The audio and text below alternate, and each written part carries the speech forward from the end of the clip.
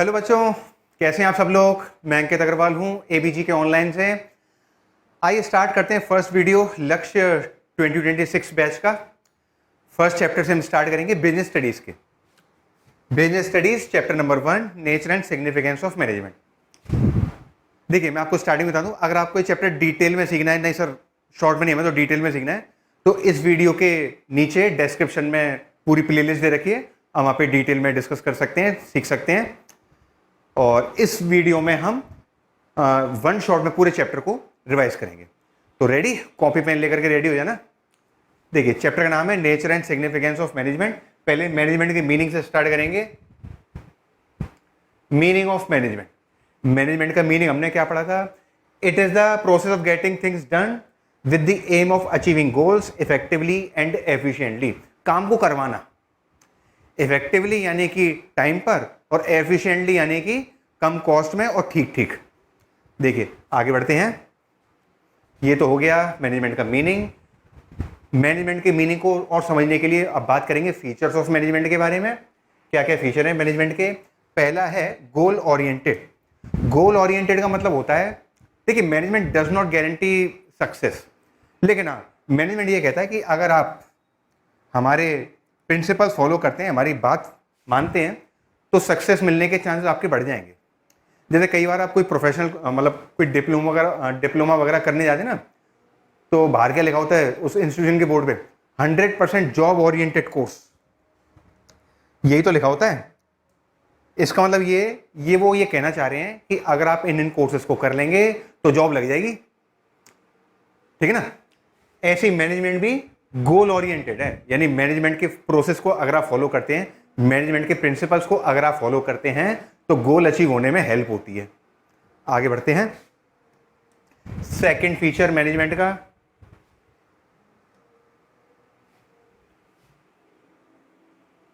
Next is all pervasive management. सब जगह है, न केवल बिजनेस इंस्टीट्यूशंस में है बल्कि गवर्नमेंट भी इसको फॉलो करती है। हम और आप भी मैनेजमेंट करते हैं, प्लानिंग तो हम और आप करते ही ना।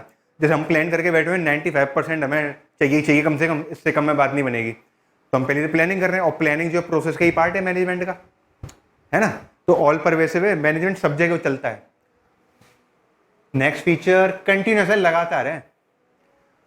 एक आपने जो प्लान बनाया था ना, अगर वो अचीव हो जाएगा तो फिर आप नए नए प्लान बनाओगे। अगर आपके 95% आ गए, मैं तो यही चाहता हूँ आप सबके 95% आए, तो जैसे आपके वो 95% आ जाएंगे तो फिर आप लाइफ में फिर आगे नए प्लान्स बनाएंगे, नए नए प्रोफेशनल कोर्स करेंगे, ठीक है ना। प्लानिंग तो जिंदगी भर तक चलती रहती है, मैनेजमेंट जिंदगी भर तक चलता रहेगा आपका, कंटिन्यूस है ये।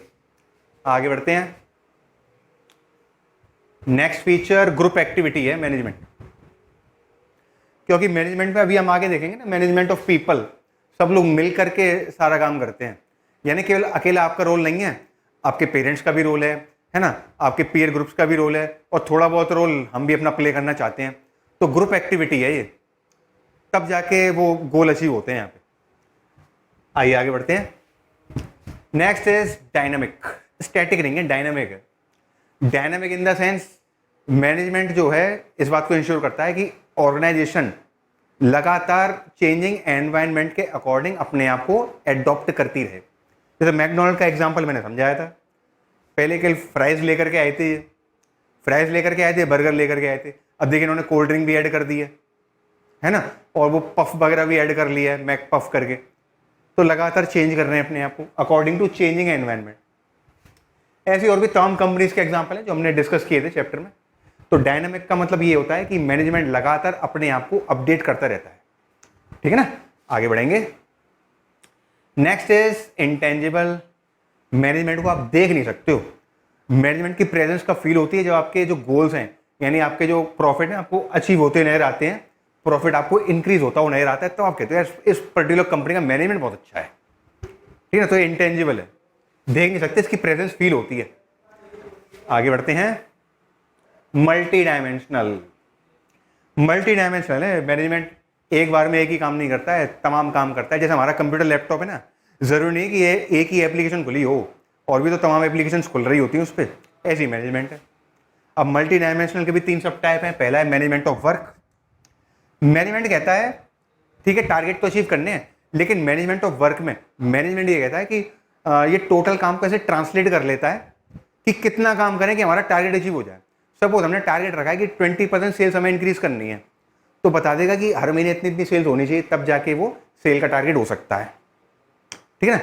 या जैसे 95% का हमने टारगेट रखा है, तो हमें टाइम टेबल बनाना पड़ेगा इसके लिए। मैनेजमेंट ऑफ वर्क, हमें ये देखना पड़ेगा कितना काम करें, कितने क्वेश्चन करें, ताकि हमारे वो 95% वाला टारगेट अचीव हो जाए। मैनेजमेंट ऑफ वर्क, तो मैनेजमेंट ऑफ वर्क का मतलब है कि टोटल काम कितना किया जाए ताकि टारगेट अचीव हो जाए। नेक्स्ट आता है, that is very important, management of people. लोगों से काम करवाना भी तो बहुत जरूरी है। आजकल लोगों से काम, आजकल ये नहीं सोचना ठेके पे दे दिया हो जाएगा काम, नहीं, लगातार जैसे मिस्त्रियों के साथ आपको बैठना पड़ता है, देखना पड़ता है, ऐसे जो आपकी ऑर्गेनाइजेशन में जो एम्प्लॉयज काम कर रहे हैं उनको भी तो लगातार आपको उनके साथ कनेक्ट रहना पड़ता है, कम्युनिकेट करना पड़ता है, उनको इंस्ट्रक्शंस देने पड़ते हैं, उनको गाइड करना होता है, मोटिवेट करना होता है। तो लोगों से काम करवाना भी मैनेजमेंट में आ जाएगा, ताकि ये लोग वेस्टेज कम करें, न केवल मिस्त्री लोग बल्कि ऑर्गेनाइजेशन में भी जो लोग काम कर रहे हैं वो वेस्टेज कम करें और अच्छे से अच्छा फुल एफिशिएंसी के साथ काम करें। आइए देखते हैं management of operation, third dimension management का। मैनेजमेंट ऑफ ऑपरेशन का मतलब है कि जो डिफरेंट एक्टिविटीज़ हैं, जो मैनेजमेंट की जो डिफरेंट एक्टिविटीज़ हैं उनमें आपस में सही सही तालमेल बैठा रहे। क्योंकि ये नहीं सोचना है कि प्रोडक्शन डिपार्टमेंट, सेल्स डिपार्टमेंट, ये लोग अपना अपना काम तो कर ही रहे हैं, परचेज डिपार्टमेंट अपना काम कर रहा है, प्रोडक्शन अपना काम कर रहा है, तो इनमें तालमेल बैठाने की जरूरत ही क्या है? तालमेल बैठाने की जरूरत है, नहीं तो फिर टारगेट अचीव नहीं हो पाएंगे। कैसे? सपोज टारगेट रखा था टॉप मैनेजमेंट ने कि वो 20% प्रॉफिट इस बार इंक्रीज करना है मैं अपना पिछले साल के मुकाबले। अब प्रॉफिट तो तब इंक्रीज हो पाएगा ना जब सेल हो पाएगी हमारी उतनी। सेल ज़्यादा करोगे तभी तो प्रॉफिट हो पाएगा आपका ज़्यादा, और सेल ज़्यादा तभी हो पाएगी जब वो प्रोडक्शन डिपार्टमेंट ने वो सामान बना दिया होगा, ठीक है ना। और प्रोडक्शन डिपार्टमेंट भी सामान तब बना पाएगा जब परचेज डिपार्टमेंट ने वो नेसेसरी रॉ मटेरियल खरीद लिया होगा। और आगे बढ़ूं तो purchase department extra raw material तभी परचेज कर पाएंगे जब फाइनेंस डिपार्टमेंट से एक्स्ट्रा फंड्स रिलीज हुए होंगे। तो भले चारों डिपार्टमेंट अलग अलग काम कर रहे हैं, बट चारों का आपस में कोऑर्डिनेशन बैठना बहुत जरूरी है, नहीं तो फिर टारगेट अचीव नहीं हो पाएंगे। और तालमेल नहीं बैठेगा फिर एक दूसरे पे ब्लेम करेंगे। सेल्स डिपार्टमेंट कहते ना प्रोडक्शन डिपार्टमेंट ने तो सामान दिया नहीं, मैं कैसे बेचता। प्रोडक्शन डिपार्टमेंट कहते ना अरे परचेज डिपार्टमेंट सामान खरीदा ही नहीं तो मैं बनाता क्या, ठीक है ना। तो मैनेजमेंट ऑफ ऑपरेशन ये भी बहुत जरूरी है, तालमेल बैठाना बहुत जरूरी है। चैप्टर के लास्ट में भी आएंगे कोऑर्डिनेशन पे। आगे बढ़ते हैं। तो देखिए ये तमाम फीचर हो गए मैनेजमेंट के। पहला है गोल ओरिएंटेड, गोल्स को अचीव करने में हेल्प हो रही है। ऑल परवेसिव, सब जगह है। कंटिन्यूस, लगातार चलती रहती है मैनेजमेंट की प्रोसेस या फंक्शंस। ग्रुप एक्टिविटी, एक के बस का काम नहीं है बेटा, सब लोग मिलकर के काम करते हैं। नेक्स्ट डायनामिक, अपने आप को लगातार अपडेट करते रहना, चेंज करते रहना अपने अंदर, इसे कहते हैं डायनामिक। इंटेंजिबल, देख नहीं सकते इसको, उसकी प्रेजेंस फील होती है, अच्छा या बुरा है वो रिजल्ट से पता चलता है। नेक्स्ट मल्टी डायमेंशनल, इसके अंदर भी हमने 3 देख लिए, management of work, management of people और मैनेजमेंट ऑफ ऑपरेशंस। देखिए आगे बढ़ते हैं, फीचर्स हो गए हमारे। आगे देखते हैं, next is objectives of management. Management के क्या क्या ऑब्जेक्टिव्स हैं?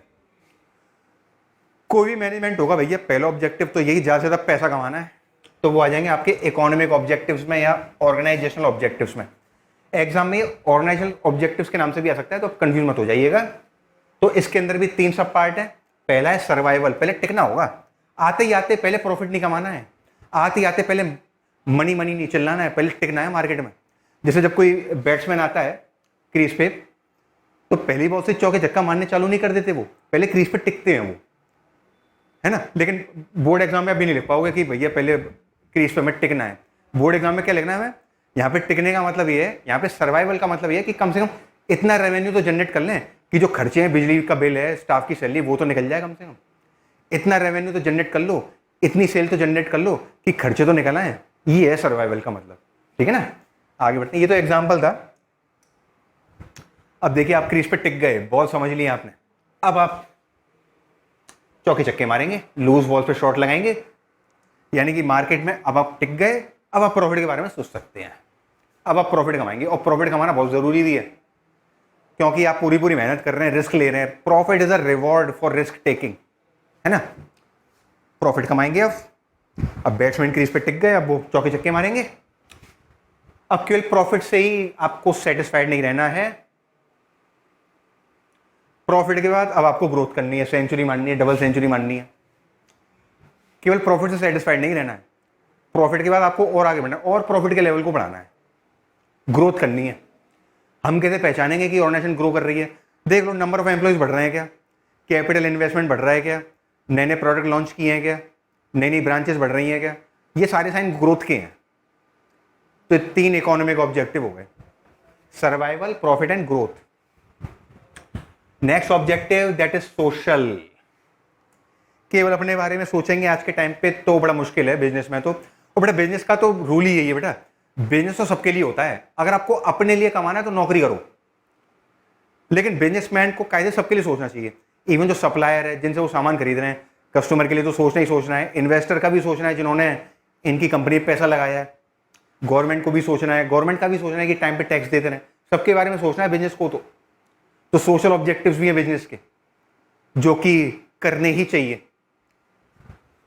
सोशल ऑब्जेक्टिव, कुछ बेसिक ऑब्जेक्टिव लिए मैंने, जैसे अगर सोसाइटी के, अब क्योंकि बच्चे मुझसे कई बार पूछते हैं सर वो तो 9 बजे जा रहा है और शाम के 6 बजे 7-8 बजे अपने घर पे आ रहा है, सोसाइटी के लिए क्या करेगा वो एक जगह बैठे बैठे?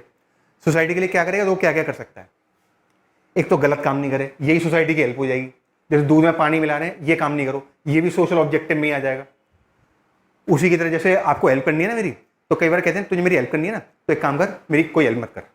वो एक मूवी का डायलॉग भी तो था, वो मुझ पर एक एहसान करना कि मुझ पर कोई भी एहसान मत करना। तो वही है, अगर कुछ हेल्प करनी है तो बस काम खराब मत करो,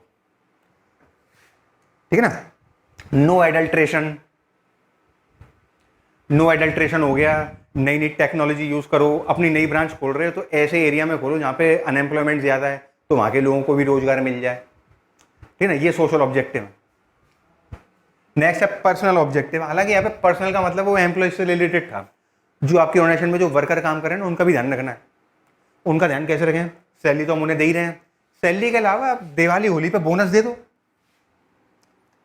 एक्स्ट्रा पैसे बांट दो। जैसे कोविड टाइम में कुछ डॉक्टर्स ने किया था, उन पे केस ज़्यादा हो गए थे, तो कंपाउंडर्स को एक्स्ट्रा पैसे दे दो डॉक्टर ने, कि दिन रात लगे हुए थे।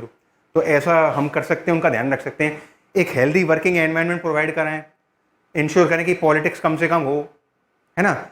और ऐसा नहीं खुद तो ऐसे ही बैठे हुए हैं वो कड़ी धूप के नीचे काम कर रहा है, ऐसा भी नहीं होना चाहिए। ये सारी चीज़ें पर्सनल ऑब्जेक्टिव में आ जाएंगी। ये ऑब्जेक्टिव हमने डिस्कस किए थे। और हाँ, एक ये और है कि मतलब एम्प्लॉय का कोई अच्छा सजेशन है तो ऐसा नहीं, कोई कोई बॉस तो ऐसे होते हैं भैया तू हमें ज़्यादा मत सिखा, हम तुझसे ज़्यादा जानते, तुझसे हम 20 साल से हैं इस लाइन में, कम से कम सुन तो लो उसकी बात। और उसका सजेशन अच्छा है तो उसको एक्नॉलेज भी करो, उसकी तारीफ भी कर दो। और तारीफ के नाम पे उसको कुछ रिवॉर्ड दे सकते हैं इस मामले में, या सबके सामने खड़ा होकर के प्लेटफॉर्म पे ऐसे पीठ थपथपा सकते हैं उसकी, ताकि उसको एनकरेजमेंट मिले। ये भी पर्सनल ऑब्जेक्टिव में ही आ जाएगा। कुल मिला के पर्सनल ऑब्जेक्टिव में ये है बेटा कि एम्प्लॉय का दिल जीतना है। जब तक एम्प्लॉय का दिल नहीं जीतोगे तब तक ऑर्गेनाइजेशन आपकी सक्सेसफुल नहीं हो सकती। काम तो एम्प्लॉय ही कर रहे हैं ना। ये पर्सनल ऑब्जेक्टिव में आ जाएगा। तो देखिए ऑब्जेक्टिव हमने क्या क्या रिवाइज कर लिए। इकोनॉमिक ऑब्जेक्टिव्स, इसके अंदर 3 हैं, survival, profit, growth, social objective और पर्सनल ऑब्जेक्टिव्स। देखिए नोट कर लीजिए, भले नोट करना चाहें तो।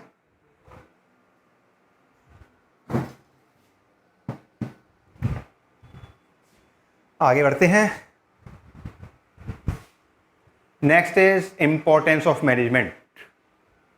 इंपॉर्टेंस ऑफ मैनेजमेंट, मैनेजमेंट की क्या क्या इंपॉर्टेंस है, मैनेजमेंट की प्रोसेस को फॉलो करके क्या क्या बेनिफिट्स हम उठा सकते हैं। पहला है हेल्थ and achieving group goals. Organisation में हर एक का अपना अपना स्वार्थ है, हर कोई अपने अपने पर्पज से काम कर रहा है। ऑर्गेनाइजेशन को प्रॉफिट कमाना है, एम्प्लॉय को सैलरी चाहिए, सबके अपने अपने अलग अलग पर्पजेज हैं। तो मैनेजमेंट इस बात को इंश्योर करता है कि सबके ऑब्जेक्टिव पूरे हो जाएं। तो पहला इंपॉर्टेंस तो यही है। और कायदे से देखा जाए तो सबका अल्टीमेट टारगेट तो वही है, ऑर्गेनाइजेशन को फायदा हो। ऑर्गेनाइजेशन को फायदा होगा तभी डायरेक्टली और इनडायरेक्टली सबको फायदा होगा। तो ये है ग्रुप गोल कि ओवरऑल ऑर्गेनाइजेशन का फायदा हो। नेक्स्ट, इंक्रीज एफिशिएंसी, इस तरीके से वेस्टेज ना हो। देखिए कैप्शन पढ़ने की जरूरत भी नहीं है, मुझे समझ में आ रहा है। तो लेटर्स देख कर, लेटर्स इतनी सारी हैं, रिसोर्सेज इतने सारे हैं बट आउटकम क्या है, वो इतना सा आउटकम है, कुछ भी नहीं देख पा रहा बेचारा, ठीक है ना। तो मैनेजमेंट लेकिन इस बात को इंश्योर करता है कि इस तरह की कंडीशन ना हो, क्योंकि रिसोर्सेज तो हमारे पास लिमिटेड है, कोई भी ऑर्गेनाइजेशन इस तरीके से रिसोर्सेज की वेस्टेज अफोर्ड नहीं कर सकती है। तो मैनेजमेंट इस बात को इंश्योर करता है कि एफिशिएंसी इंक्रीज हो, कम कॉस्ट में काम हो, वो भी ठीक ठीक। आगे बढ़ते हैं। क्रिएट्स अ डायनामिक ऑर्गेनाइजेशन, ये हमने फीचर में ही पढ़ा था। डायनामिक तो बहुत जरूरी है क्योंकि एनवायरनमेंट आपका लगातार चेंज हो रहा है, तो उसके अकॉर्डिंग हमें भी तो अपने आप को चेंज करना पड़ेगा। अगर हम ये सोचा कि नहीं मैं तो अपने हिसाब से चलूंगा, मुझे कस्टमर से कोई मतलब नहीं है, मुझे कंपटीशन से कोई मतलब नहीं है, तो ऐसा तो हो ही नहीं सकता आज के टाइम में। तो एनवायरनमेंट के अकॉर्डिंग अपने आप को डालना पड़ता है, मैनेजमेंट उस मामले में हेल्प करता है। आइए आगे बढ़ते हैं। नेक्स्ट इज हेल्थ in achieving personal objective. Employee को खुश रखना भी तो बहुत जरूरी है। ये नहीं सोचना है इसको सैलरी दे रहे हैं तो हमारी मर्जी, बेटा सैलरी जरूर दे रहे हो, लेकिन अगर एम्प्लॉय खुश नहीं है आपके यहाँ तो फिर जितना काम करो ना वो उतना ही करेगा, एक्स्ट्रा काम नहीं करेगा अपने मन से। फॉर एग्जाम्पल आपने धूप बत्ती लाने को कह दिया है और एम्प्लॉय अगर आप सेटिस्फाइड नहीं है आपके यहाँ तो धूप बत्ती ही लेकर के आएंगे, वो अपने मन से माचिस लेकर के नहीं आएंगे। वो सेटिस्फाइड नहीं है तो जैसे उनका टाइम है 6 बजे जाने का, 5:30 बजे घड़ी देखना चालू कर देंगे वो। तो पर्सनल ऑब्जेक्टिव यानी कि एम्प्लॉय को खुश रखना बहुत जरूरी है, जो कि मैनेजमेंट हेल्प करता है इस मामले में भी।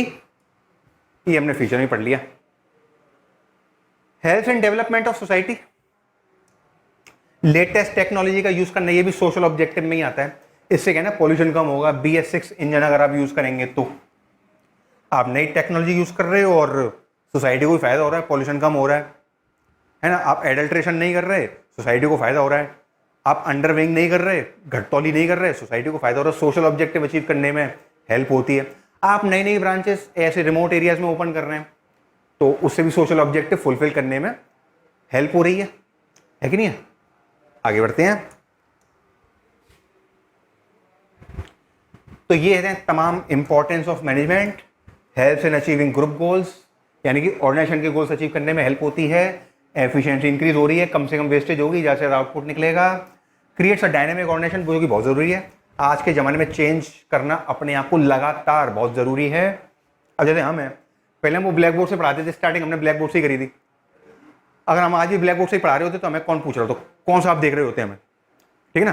तो देखिए हम इस पर आ गए, डिजिटल चैनल पे थोड़ा और बेटर तरीके से अपनी बात को कह पा रहे हैं और बेटर तरीके से कंसेप्ट क्लियर करा पा रहे हैं। कमेंट में बताना बेटा कि हाँ क्लियर करा पा रहे हैं सर कि नहीं करा पा रहे हैं, ठीक है ना।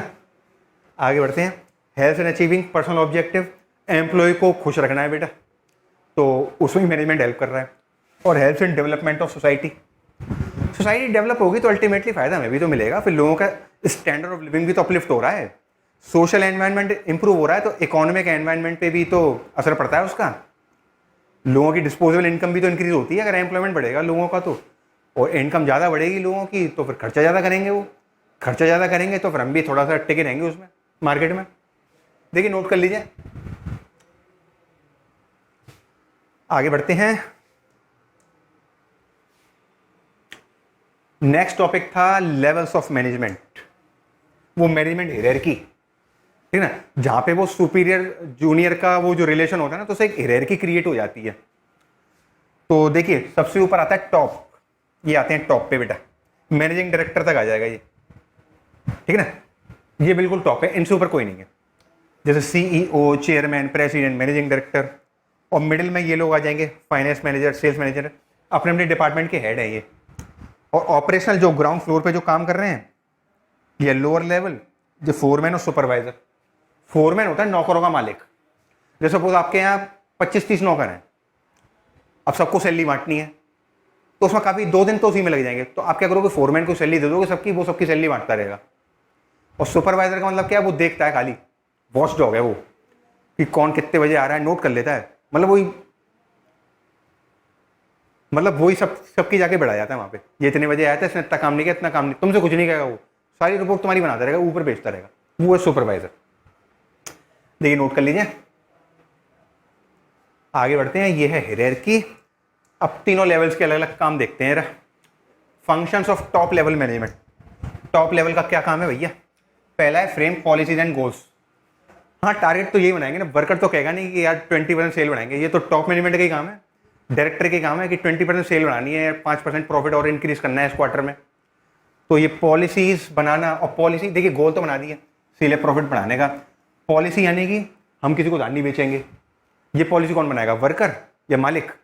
मालिक ही तो बनाएंगे पॉलिसी वाली, ठीक है ना। पहला function frames policies and goals. Next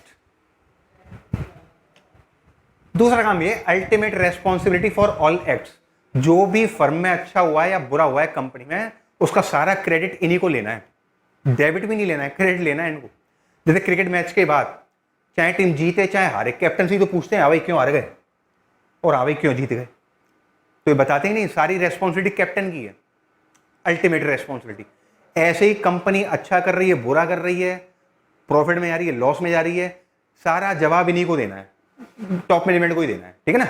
worker से पूछने कोई नहीं जाएगा। आगे बढ़ते हैं। Next is coordinating the activities of divisions या डिपार्टमेंट्स।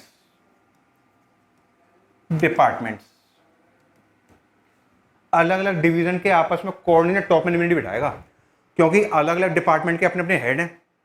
वो कहेगा मैं तो हेड हूं, मैं उसकी क्यों सुनूं, ठीक है ना। तो टॉप मैनेजमेंट कहेगा तो सुन लेंगे। जैसे घर में भी तो यही होता है भाई बहनों का, मम्मी पापा कहेंगे, बड़े लोग कहेंगे तो ही मानेंगे बात को, तभी आपस में कोऑर्डिनेट बैठेगा, अदरवाइज नहीं बैठता है। आप लोग कह देंगे तू कौन है, तू कौन होती है, तू कौन होता है बताने वाला। तो इनके बीच में कोऑर्डिनेशन बैठाने का काम टॉप मैनेजमेंट का ही है। जैसे कठपुतली के बीच में कोऑर्डिनेट, वो ऊपर से तो बैठाया जाता है कोऑर्डिनेशन, ऐसे इनका काम है मैनेजमेंट का भी। आगे बढ़ते हैं। नेक्स्ट फंक्शन टॉप मैनेजमेंट का, that is analyse business environment. Business environment को एनालिस करना कि मार्केट में क्या चल रहा है ना। अभी आईपीओ लाना सही रहेगा कि नहीं रहेगा, और पैसे जुटाने हैं। अगर बुल मार्केट है तो अपना आईपीओ लॉन्च कर दो, बियर मार्केट है तो नहीं भैया अभी रुक जाओ। तो ये एनालिसिस टॉप मैनेजमेंट ही करता है। आगे बढ़ेंगे।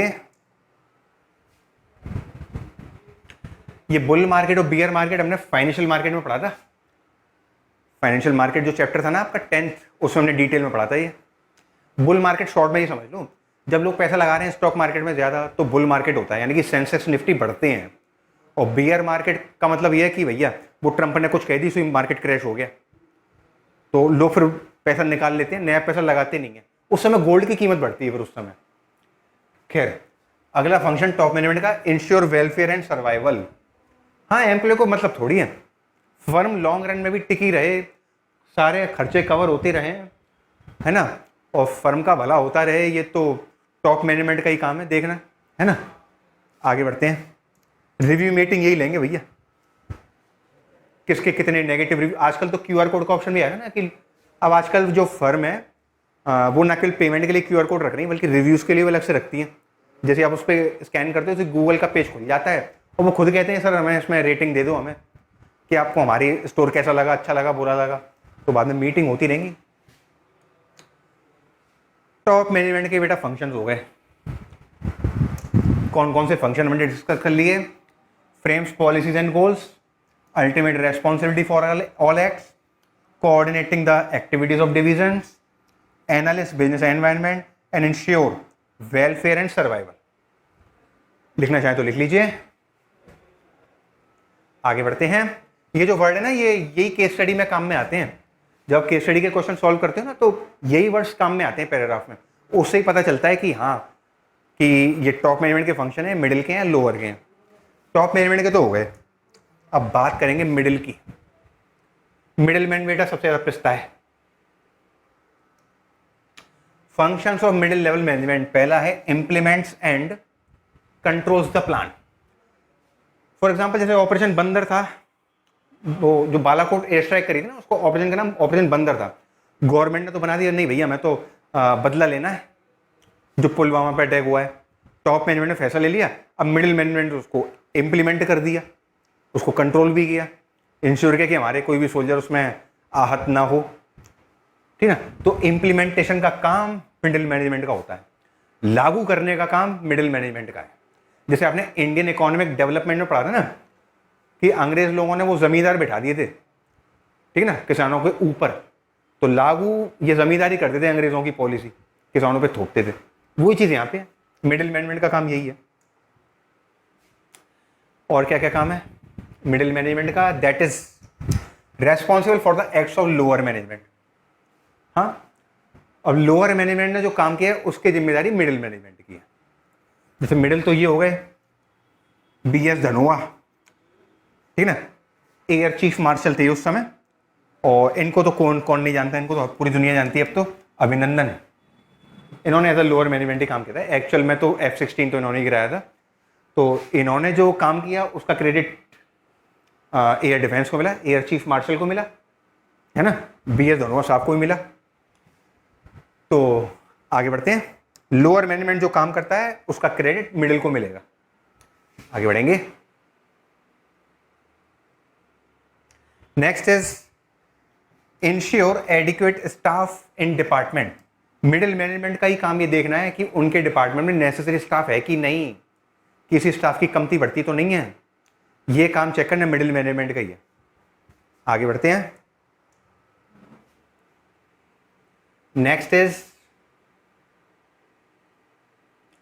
Function is assigns necessary duties and responsibility to their subordinates.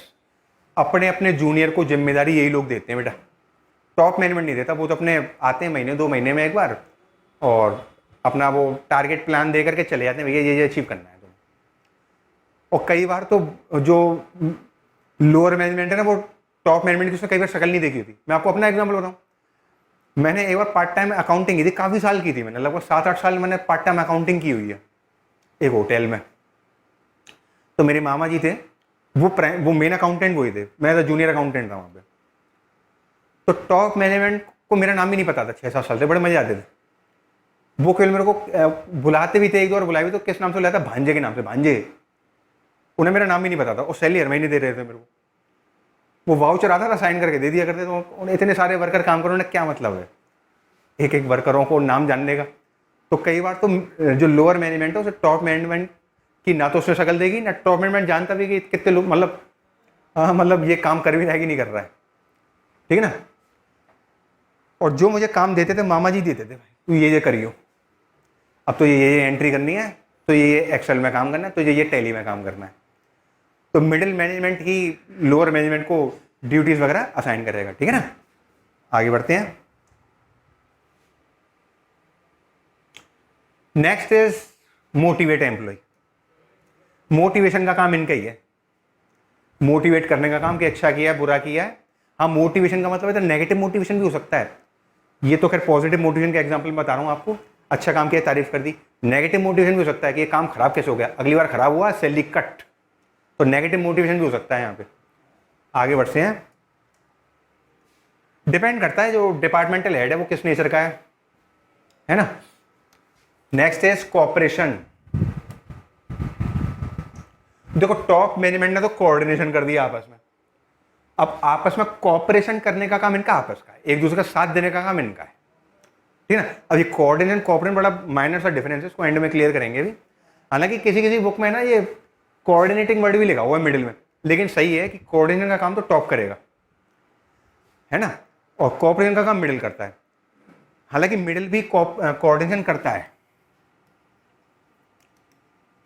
मैंने स्पेसिफिकली इधर कोऑपरेट लिखा हुआ है, हालांकि वो कोऑर्डिनेशन भी करता है। अपने यहाँ डिपार्टमेंट के अंदर जो भी एक्टिविटीज हो रही है उनमें कोऑर्डिनेशन तो यही बिठाएंगे ना, मिडिल मैनेजमेंट। हाँ, तो कोऑर्डिनेशन का काम भी इनका ही है, लेकिन थोड़ा सा टॉप मिडिल लोअर इस सेंस में पढ़ रहे हैं ना, तो यहाँ पे मैंने कोऑपरेट लिखा है, लेकिन आप कोऑर्डिनेशन भी लिख सकते हो। लिखते हैं, देखिए आगे बढ़ते हैं। देखिए क्या क्या फंक्शन हो गए मिडिल के।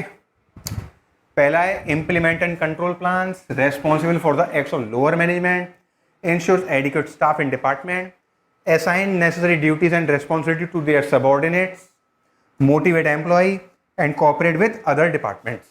लिख लीजिए। आगे बढ़ते हैं।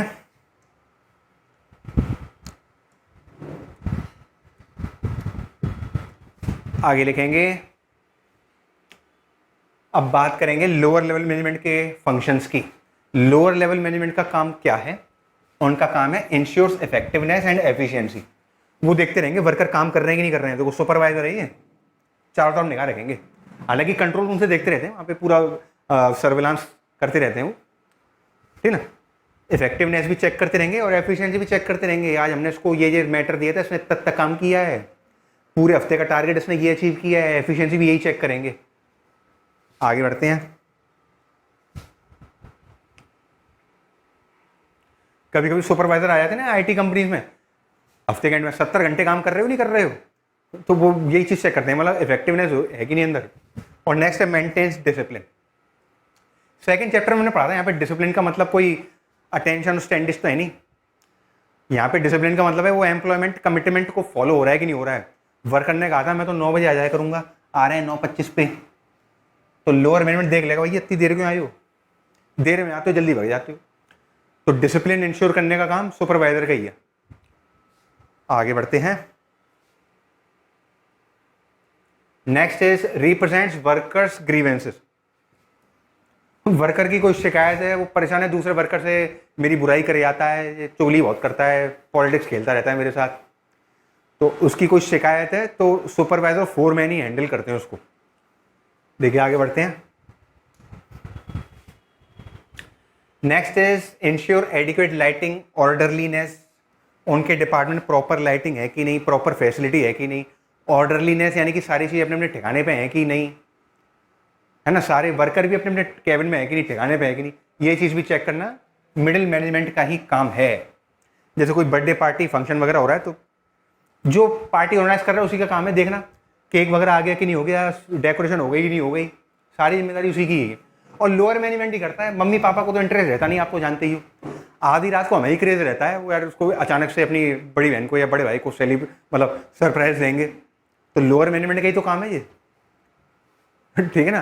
टॉप का तो काम है नहीं, टॉप यानी कि पापा और मिडिल यानी कि मम्मी, उनका तो काम है नहीं, वो तो सो रहे होंगे, बल्कि इरिटेटर होंगे आपके जब आप पार्टी करोगे 12 बजे। तो लोअर मैनेजमेंट ही करेगा सारी चीज़ें इंश्योर, वो छोटे भाई बहन ही करते हैं सारी चीज़ें इंश्योर की, बलून्स वगैरह ये सारी चीज़ें अच्छे से हमने अरेंज कर लिए कि नहीं कर लिए, है कि नहीं है। आगे बढ़ते हैं। Next is provides on the job training to workers. नए नए वर्कर जो आएंगे ना उनको काम सिखाने का काम भी ये सुपरवाइजर का ही है, जो काम ऐसे करते हैं। तो ट्रेनिंग देने का काम, बेसिक ट्रेनिंग देने का काम ये लोअर मैनेजमेंट का ही है, यानी सुपरवाइजर फोरमैन का ही है। आगे बढ़ते हैं। Next is provides feedback to the workers. जैसे हम फीडबैक देते हैं ना, जैसे हमने कोई सर्विस ली ऑनलाइन, जैसे हमने कोई राइड की थी ओला उबर से, तो हमें वो ड्राइवर को रेटिंग देनी है, यहाँ पे तो 5 स्टार दे रखा है हमने, तो इसी तरह का फीडबैक वो सुपरवाइजर भी देता है कि आपने अच्छा काम, आपने सही काम किया है कि नहीं किया है, खराब काम किया है, तो वो सारा फीडबैक सुपरवाइजर फोरमैन ही देते हैं वर्कर्स को। आगे बढ़ते हैं। देखिए लोअर लेवल के क्या क्या फंक्शन हो गए। इंश्योर्स इफेक्टिवनेस एंड एफिशिएंसी, काम टाइम से हो रहा है कि नहीं हो रहा है, बर्बादी कितनी हो रही है, बर्बादी ज़्यादा तो नहीं हो रही, एफिशिएंट वे में काम हो रहा है कि नहीं हो रहा है, ये सारा काम चेक करने का काम किसका है, लोअर मैनेजमेंट का। नेक्स्ट मेंटेन्स डिसिप्लिन, सारे वर्कर अपना जो एम्प्लॉयमेंट कमिटमेंट था उसको फॉलो कर रहे ही नहीं कर रहे हैं। Next represent workers grievances, ensures adequate lighting orderliness, provides on the job training to workers, provides feedback to the workers. ये तमाम फंक्शन हो गए, लिख लीजिए।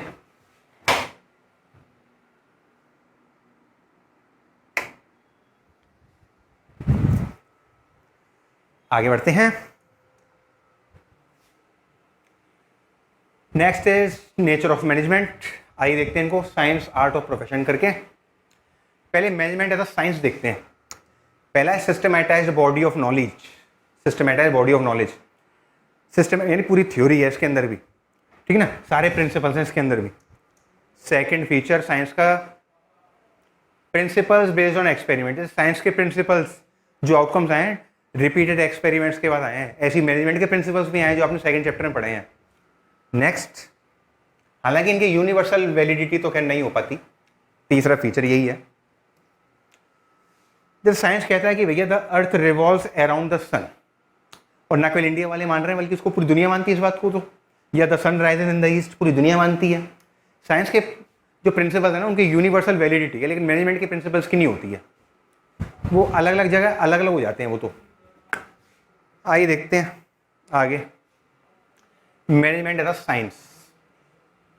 देखिए सिस्टमेटाइज बॉडी ऑफ नॉलेज, ये प्रेजेंट है मैनेजमेंट में भी। Principle based on experiment, not fully present in management, क्योंकि प्रिंसिपल तो आपने बनाया है लेकिन ये टाइम टू मॉडिफाई भी तो हो जाते हैं ना। जैसे वो डिसिप्लिन आपने पढ़ाया, चलो वही ले लो, उसमें अगर कुछ नहीं किया वर्कर ने, मतलब एम्प्लॉयमेंट कमिटमेंट पूरा नहीं किया तो उसमें पेनल्टी लगा दो, लेकिन कई बार ये पेनल्टी हटानी भी तो पड़ती है ना। यूनिवर्सल वैलिडिटी, ये तो है ही नहीं, हर जगह अप्लाई नहीं होते हैं, मतलब होते भी हैं नहीं भी होते हैं, सब हर ऑर्गेनाइजेशन का अपने अपने ऊपर डिपेंडेंट है उसका। तो management is not a pure science, it is an inexact और सॉफ्ट साइंस है, ये लिख लो। आगे बढ़ते हैं, अब बात करते हैं प्रोफेशन की, सॉरी आर्ट की। तो आर्ट की तरह थ्योरी तो इसमें भी है। क्या आर्ट में थ्योरी नहीं थी? बचपन में भी नहीं पढ़े आपने? प्राइमरी कलर्स, सेकेंडरी कलर्स, लाल नीला पीला, आर्ट में भी थ्योरी थी बेटा। और जिन बच्चों फाइन आर्ट्स है वो तो जानते हैं कितनी थ्योरी है उसमें। फाइन आर्ट्स में भी 30 नंबर का तो आता ही है पेपर। तो मैनेजमेंट में तो थ्योरी है, तो फाइनेंशियल मैनेजमेंट, मार्केटिंग मैनेजमेंट। और देखते हैं पर्सनलाइज्ड एप्लीकेशन का मतलब हमने ये पढ़ा था, जैसे बचपन में जैसे मैम ने कोई ड्राइंग बनाई, जैसे मैंगो बनाया है, अब सारे बच्चे को बनाने को दे दिया। अब क्या सारे बच्चों की जो मैंगो की ड्राइंग है सिमेट्रिकल होती थी क्या? नहीं ना, सबकी अलग अलग मैंगो की ड्राइंग थी। या दूसरा एग्जांपल, भले दो डांसर ने एक ही एकेडमी से सपोज डांसिंग सीखी है, बट क्या दोनों का डांसिंग स्टाइल सेम ही होगा? जरूरी है? दो सिंगर उन्होंने एक ही मतलब गुरु से सीखा है सिंगिंग, तो क्या उनके सिंगिंग स्टाइल भी सेम होगी? बिल्कुल नहीं। पर्सनलाइज एप्लीकेशन, अपने अपने हिसाब से अप्लाई करते हैं अपने अपने स्किल को। यही मैनेजमेंट में भी है। आगे प्रैक्टिस एंड क्रिएटिविटी, जैसे आर्ट में महारत हासिल होती है प्रैक्टिस कर करके, ऐसी मैनेजमेंट में भी है। तो ये फीचर भी मौजूद है आर्ट का। तो मैनेजमेंट एज एन आर्ट देखते हैं, एग्जिस्टेंस ऑफ थियोरेटिकल नॉलेज है, पर्सनलाइज एप्लीकेशन है, प्रैक्टिस एंड क्रिएटिविटी ये भी है। तो management is an art because it requires continuous practice and skills, ये लिख लो ध्यान से। आगे बढ़ते हैं, अब बात करते हैं management as a profession. Well defined body of knowledge, यानी कि वही थियोरेटिकल नॉलेज से काफी कुछ मिलता जुलता है, तो वो तो है ही मैनेजमेंट में। आगे देखेंगे प्रोफेशनल एसोसिएशन, बिल्कुल जैसे किसी को लॉयर की डिग्री चाहिए, bar council of India, CA की डिग्री चाहिए, आईसीएआई, ऐसी मैनेजमेंट के भी बन चुके हैं, आईआईएम बन चुका है ना। तो प्रोफेशनल एसोसिएशन इसमें भी हैं, हालांकि इनसे डिग्री लेना कंपलसरी तो नहीं है। 12th पास वाले मैनेजर होते हैं, उनका एक्सपीरियंस ही काम में आता रहता है कई बार। नेक्स्ट रेस्ट्रिक्टेड एंट्री है प्रोफेशन में, तो रेस्ट्रिक्टेड एंट्री होती है, जैसे आपको डॉक्टर बनना है तो नीट क्वालिफाई करना पड़ेगा आपको। ऐसी इन मैनेजमेंट के कॉलेज में अगर आपको एडमिशन लेना है तो वो एग्ज़ाम पास करना पड़ता है, लेकिन अगेन ये एग्ज़ाम दे के ही मैनेजर बनो ऐसा कोई कंपलसरी तो फिलहाल तो है नहीं। आगे बढ़ते हैं, हाँ जैसे प्रोफेशन में सर्विस के लिए आते हैं हम, ऐसी मैनेजमेंट में भी सर्विस है, सर्विस मोटिव होता है यहाँ पे भी। Next ethical code of conduct, yes profession में तो होता ही है, जैसे आपको डिग्री मिलती है ना तो बताते हैं आपको क्या करना है क्या नहीं करना है। जैसे डॉक्टर के लिए नहीं कह देते हैं 10 मिनट तो आपको एक पेशेंट को देखना ही देखना है, अटेंड तो करना ही करना है, भले वो 20 सेकंड ही करें। ऐसे सीईओ को बताते हैं 20 कंपनियों से ज़्यादा के ऑडिट लेनी नहीं है आपको, डूज एंड डोंट्स बता देते हैं। ऐसी जैसे मैनेजमेंट की डिग्री मिलती है तो वहाँ पे ही बताए जाते हैं ये। तो देखिए मैनेजमेंट एज अ प्रोफेशन, इसमें लिखेंगे well defined body of knowledge, ये तो है, ये तीनों में ही था। नेक्स्ट प्रोफेशनल एसोसिएशन, प्रोफेशन में तो होता है बट मैनेजमेंट में अभी पूरी तरीके से नहीं, कुछ गिने चुने कॉलेज ये मैनेजमेंट के अभी भी। रेस्ट्रिक्टेड एंट्री ये भी प्रेजेंट नहीं है। सर्विस नॉट फुल्ली प्रेजेंट, क्योंकि वो तो इकोनॉमिक ऑब्जेक्टिव ज़्यादा हावी है ना। एथिकल कोड ऑफ कंडक्ट ये तो है नहीं, ये तो अपने हिसाब से चलता है, लिख लो। आगे बढ़ते हैं, नेचर ऑफ हो गया, तो मैनेजमेंट एज अ प्रोफेशन में लिख लो, management hasn't all the features of a profession but it is moving fast in the direction of becoming a profession, so management is not a full fledged profession. Profession तो है but full fledge नहीं है, लिख लो। आगे बढ़ते हैं, ये functions of management है, इनके बारे में डिटेल में बात नहीं करेंगे, इनके तो अलग अलग चैप्टर हैं, वहीं पे देखेंगे इसको। तो अब बारी आती है कोऑर्डिनेशन की, तालमेल बिठाना डिफरेंट डिफरेंट डिपार्टमेंट्स में बहुत ज़रूरी है, नहीं तो फिर टारगेट अचीव नहीं हो पाएंगे। अलग से फंक्शन तो नहीं है, बल्कि ये सारी फंक्शन में प्रेजेंट है। जैसे माला में जैसे वो धागा है जो सारे मोतियों को एक साथ लेके चल रहा है, वो धागा ये कोऑर्डिनेशन जो सारे फंक्शंस को साथ लेके चल रहा है। देखिए फीचर देखते हैं, इंटीग्रेट ग्रुप एफर्ट, सारे एफर्ट्स को इंटीग्रेट कर रहा है ये, क्योंकि सबका ग्रुप गोल अचीव करने ना, सबको जाना तो एक ही डायरेक्शन में, लेकिन रास्ते सबके अलग अलग हैं, तो उन सबका रास्ता एक ही करेगा ये कोऑर्डिनेशन। आगे ensure unity of action, unity रहे काम में, झगड़ा नहीं हो आपस में। नेक्स्ट, कोऑर्डिनेशन लगातार चलता है, ऐसा नहीं है वन टाइम है। जैसे कोई सपोज हॉकी की टीम है, भले हर खिलाड़ी उसमें अपने अपने लेवल का ध्यानचंद है मतलब, लेकिन जब आपस में कोऑर्डिनेशन नहीं है ना, तो सामने टीम को नहीं हरा सकते हो। तो कोऑर्डिनेशन लगातार चाहिए, पूरे 70 मिनट चाहिए कोऑर्डिनेशन। आगे बढ़ेंगे, ऑल परवेसिव, जब मैनेजमेंट ही ऑल परवेसिव है तो कोऑर्डिनेशन भी ऑल परवेसिव है, सब जगह ये कोऑर्डिनेशन, सब जगह तालमेल बढ़ाना ही पड़ता है आपको। और नेक्स्ट है डेलिब्रेट। डेलिब्रेट का मतलब होता है अपने आप, जैसे घास अपने आप उग जाती है, कोऑर्डिनेशन अपने आप नहीं होगा, ये तो टॉप एंड को डेलिब्रेटली जानबूझ के करना ही पड़ता है। ये अपने आप नहीं हो सकता कोऑर्डिनेट बिठाना पड़ेगा। जैसे क्रिकेट टीम में होता है ना, ये कैप्टन है, ये विकेट कीपिंग करेगा, ये लॉग ऑन पे खड़ा होगा, ये मिड विकेट संभालेगा, ये बॉलिंग करेगा, ये ओपनिंग करेगा, पूरा कोऑर्डिनेट बिठाया हुआ होता है, ठीक है ना, जानबूझ करके किया होता है ये। Next is responsibility of all manager, सारे मैनेजर की जिम्मेदारी है कोऑर्डिनेशन के काम को इंश्योर करने के लिए। नेक्स्ट, यानी कि हर लेवल में भी प्रेजेंट है ये, ठीक है ना। ये देखिए तमाम फीचर हो गए, लिख लीजिए। आगे बढ़ते हैं, need and importance of coordination, क्यों जरूरी है।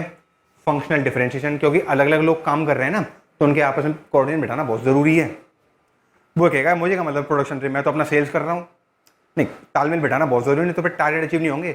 अभी हमने समझा था ना स्टार्टिंग में, मैनेजमेंट ऑफ ऑपरेशन में वही है।